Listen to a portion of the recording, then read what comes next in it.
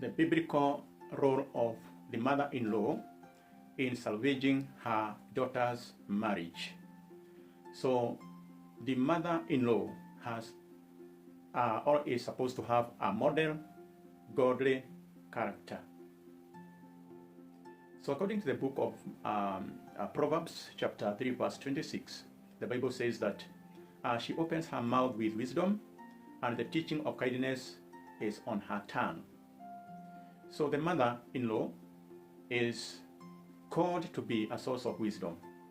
So when she controls, compares, or competes, then she strains the marriage. And when she speaks gently and wisely, she strengthens the same. So according to the biblical principles, so the mother-in-law is supposed to advise when asked to. Secondly, she is supposed to pray unceasingly. 3, she is supposed to avoid ruling the home from outside. And she is supposed to respect the leaf and the cliff principle. According to the book of Genesis, chapter 2, verse 24, so the Bible says that, so therefore, a man shall leave his father and mother and be joined to his wife.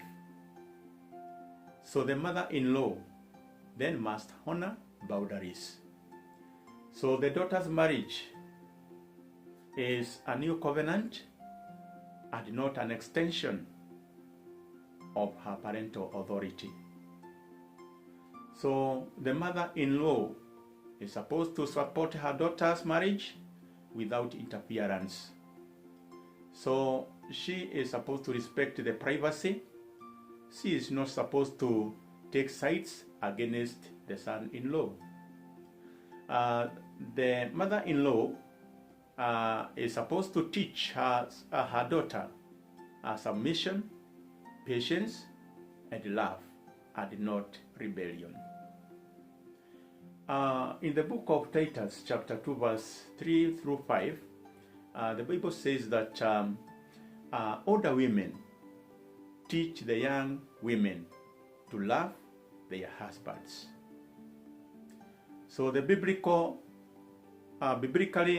older women, including mothers, are supposed to guide their daughters towards love, patience, and wisdom, and not encouraging divorce at every conflict. So a wise mother-in-law says, pray first, then talk to your husband, then seek peace, but not come back home, leave your husband. So that is not a good principle. So the mother-in-law should be a peacemaker and not a fire starter. So according to the book of Proverbs chapter 20 verse 3, the Bible says that it is to one's honor to avoid strife. Some marriages collapse because some mothers-in-law add fuel to conflicts and repeating insults, gossips, or one-sided stories. So a godly mother-in-law listens without poisoning her daughter's heart.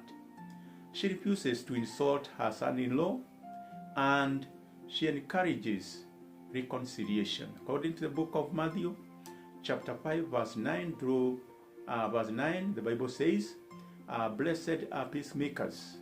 So the mother-in-laws should intercede for the marriage. According to the book of Job, chapter 1, verse 5, the Bible says, Job continually interceded for his family. So one of the strongest biblical roles of mother-in-law is intercession. She's supposed to pray for unity. She's supposed to pray for faithfulness, for wisdom, love, and forgiveness. So many marriages survive because a mother prayed when she could not intervene physically. So the mother-in-law should correct her daughter privately and not publicly. According to the book of Matthew chapter 8 verse 5, so the Bible says, go and if your brother sins, go and point out his fault just between the two of you. So if a daughter is wrong, then the mother should correct her privately, lovingly, and through the play, but never in front of relatives or children. So public criticism humiliates and hardens the heart. So the mother-in-law should encourage forgiveness. Colossians chapter 3 verse 13, so the Bible says, bear with each other and forgive one another.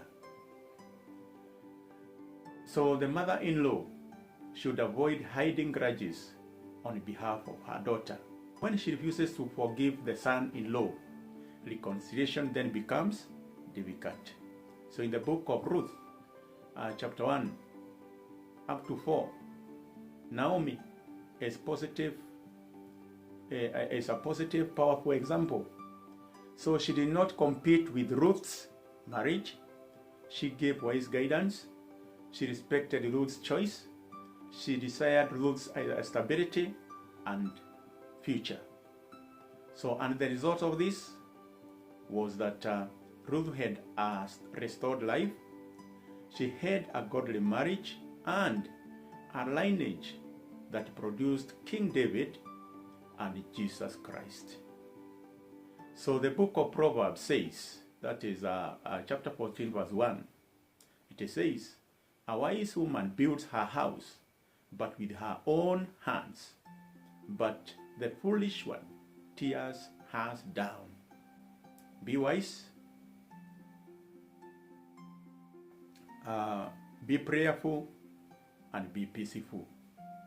Respect boundaries, and encourage love and patience. Protect the marriage. Pray more and talk less. And lastly, build bridges and not walls. So may God bless you and keep your daughter's marriage safely. Thank you.